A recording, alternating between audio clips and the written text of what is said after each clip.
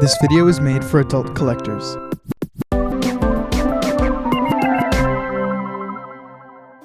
Hello internet, I'm Roffy Offensive Recorder Offensive, that's my name, don't wear it out, and I love Transformers. I have so many that they're taking over my room, and since the boxes are 99% air, I've decided to open them up. This is my first third-party figure. I've always been a little skeptical of these and never really went for them aside from, but this is my first transforming figure. Like I said, I never really go for these, but I stumbled into this guy at Ross, and after a quick eBay check, this guy resells for $80, and the Ross retail price says $40, so I said fuck it and picked him up. I've been really excited to open this guy up. I look at him every day because his box is on my desk with the others I'm excited to open. I have to give this figure some credit for inspiring me to make this series because I have been fiending to open this guy up. He was going to be the first guy I opened, but then Astro Train came along. And then the Mando movie came out. And then I found Blitzwing, and every time I passed this guy over, it felt like he was watching me. The thing that really excited me on this toy was that it said Alloy Edition on the box, which kind of made it sound like it would be a die-cast version, and the idea of a 2007 movie Megatron in die-cast made me shit my pants. So now that he's open and in my hands, I have so many things to say. All he came with are these little whip things that are made of this weak plastic, and that's fine and all, but he is not metal. Very disappointing. What's even more disappointing is that he's made of this horrible cheap plastic material that if you've ever held a fake bootleg cheap toy, you'd know. And the paint feels rough and dry, and what's even worse is that the paint is even coming off. I thought that the chipping was a result of paint on metal and that was fine, but with him being plastic, it's just sad. So as you saw, his hand does not articulate. His knees, though, they look like they're double joints, but they actually aren't. They do this thing instead of a normal knee, they're actually backwards. Instead of in the front, they're on the back, which gives the knees more clearance and range for poses. His head, on the other hand, is on a ball joint that rests on a panel that cannot support the weight, so it's constantly folding down. He has no waist twist or ab crunch, and he's just kind of one piece. His hips, though, have full 360 range, and he has a really good thigh swivel, and at this point I didn't see it, but he has an insane ankle that can hold his weight, and he also has a toe and a heel, so he has every point of articulation in the foot. His shoulders have a 360 spin, and they go out on this little track. He also has a bicep swivel that's really tight, and unfortunately, he does not have a wrist swivel, and his hand only goes in and out of this enormous gap. So as you can see, he's like incredibly hollow. So remember what I said that he was all just one piece?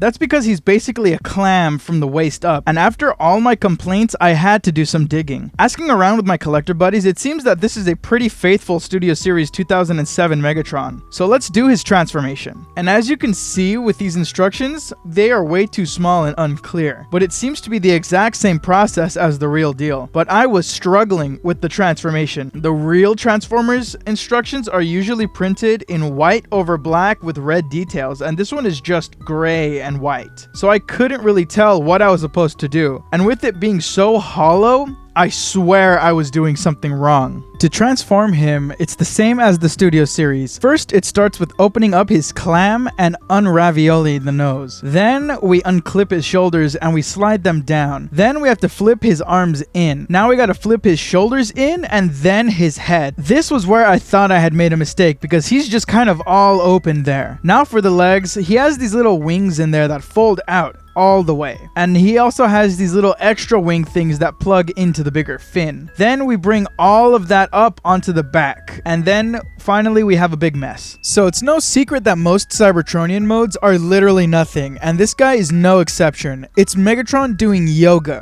His arms are out, his face is right there, and his toes are resting on his shoulders. Something else about the alt mode is that it's very panely, and you can see every fold. I know on most toys it's hard to hide it, but I think the extra metal over the dark gray plastic accentuates the gaps. Another thing is that it's also even more hollow than it was before. Like I've said in my Astro Train video, there's always a mode that gets compromised, and his robot mode has its flaws, but it's definitely the better mode of the two. The robot mode hides his kibble really well, and it has a crazy amount of articulation. But once you start taking things out of the gaps, all you are left with are the gaps. And then the jet spacecraft mode thing doesn't collapse to close those gaps. And then he's just one of those like airless basketballs or one of those wheels on the Mars rover. He's just kind of a wireframe over nothing. Comparing this toy to the toy it's based off of one last time, aside from it being bigger and claiming to have upgrades, the most noticeable difference is the paint. The regular one does not shine like this and does not have that brass that pops. And it also claims to have some sort of battle damage detailing on it, and in some spots I can see, but it just feels like an excuse for the cheap paint to fall off the cheap plastic because it can't hold on. Okay, so after all of this, my final thoughts are complicated. My first thoughts straight out of the box was nothing but absolute disappointment from basically falsely advertising a metal die-cast alloy edition when instead it's a toxic plastic that dries out your skin from the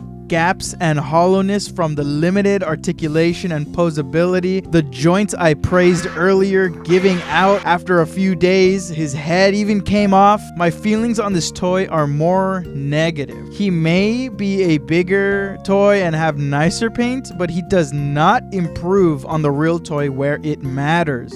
This feels like a quick cash grab from one of those sketchy, totally real blind box kiosks at the mall they have next to the barking light up dogs on a leash. When doing research on this toy, it even called it a fourth party figure. But at what point can we just start calling them bootlegs? Any party after third seems excessive. Would I buy this toy again if I was given the chance? Not in a million years. And as a side note, you saw that this thing was sealed and taped with a little shit of tape. He was supposed to bring a bag full of other accessories, and I swear someone bought him, took those things out, and put him back in the box. I even thought of that when I saw him all scuffed up in the box. But straight out of the box, he was already bad and secretly even worse.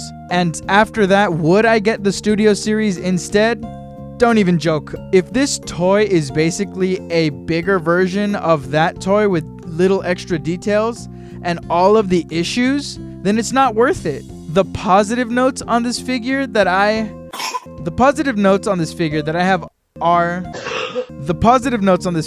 I have are basically for the robot mode. He makes a really cool set piece, and I've had him on my desk for a few days and he looks great. But I genuinely do not want him anywhere near my other toys. It feels dirty to have him next to my real figs.